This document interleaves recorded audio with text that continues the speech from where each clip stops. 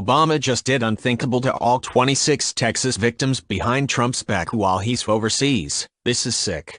Hours after 26 Christian churchgoers in Texas were killed by a deranged gunman who stormed their Sunday worship service, former President Barack Obama saw an opportunity to take advantage of the situation in President Donald Trump's absence.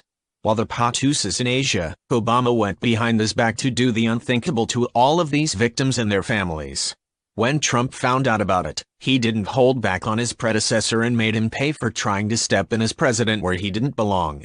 Democrats are notorious for never letting a crisis go to waste, and what happened less than 24 hours ago in Sutherland Springs, Texas is no exception.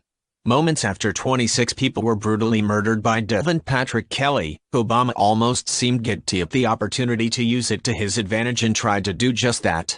With fake sympathy for the families suffering the loss of their loved ones in a community in mourning, Obama made a disturbing statement to stab President Trump in the back using these victims' suffering in a sickening way. USA News Flash reports, perhaps the lowest thing that someone can do in times of crisis is use a shooting incident in which people lost their lives to their political advantage against another person. That was the case with former President Barack Obama, who used a shooting incident that took place this Sunday morning during a church service in Texas to call for fewer guns. Obama started out saying, "We grieve with all the families in Sutherland Springs harmed by this act of hatred, and will stand with the survivors as they recover," before explaining how the American people should ask God for the wisdom to ask what concrete steps we can take to reduce the violence and weaponry in our midst. The former president that has only recently stepped back inside the political arena of the United States didn't go into specifics on how and what these steps should look like. And there is no doubt that Obama's reaction to the Sunday's massacre was far more political than President Trump, who initially attempted to gather the people together and united them in these hard times. He said, "In dark times, and these are dark times, such as these, Americans do what they do best, they pull together," before finally concluding, "We join hands, we lock arms, and through the tears and through the sadness, we stand strong. All Americans pray to God to help the wounded and the families of the victims." Devoid of real emotion, Obama couldn't save his gun control push for just a few days, and let the initial shock and heartbreak over this tragedy somewhat subside. He also made this statement without knowing the facts, and that's that no amount of gun control could have stopped this massacre from happening since Kelly didn't legally own the gun he used anyway. As a former military member who was dishonorably discharged from the Air Force, he was not allowed to own a weapon but did anyway. That level of gun control didn't stop him from his crime, and only a good guy with a gun, who legally owns his, was able to stop them.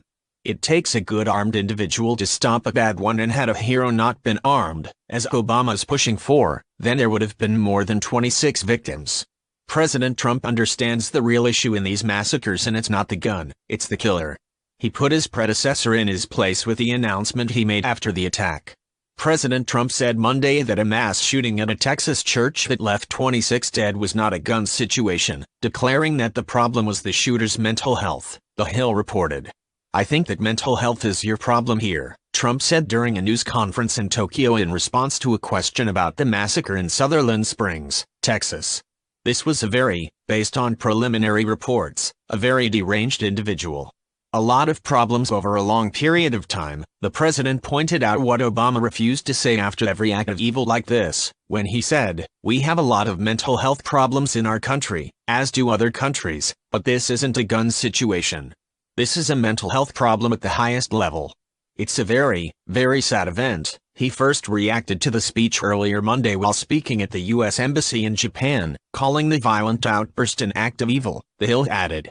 Later at the news conference, Trump declared that it's a little bit soon to discuss the issue of guns, and suggested that more people would have been killed if another armed person had not opened fire on Kelly. "Fortunately, somebody else had a gun that was shooting in the opposite direction," he said. "Otherwise, it wouldn't have been as bad as it was, it would have been much worse." It's disgusting that Obama continues to step in where he doesn't belong, and using this horrific event to push his agenda within hours of it happening is insulting to all the dead victims and a community in mourning. It's refreshing to have a commander-in-chief in office who isn't afraid to call the killer out for exactly who he is and what caused them to commit this atrocious crime. What do you think about that?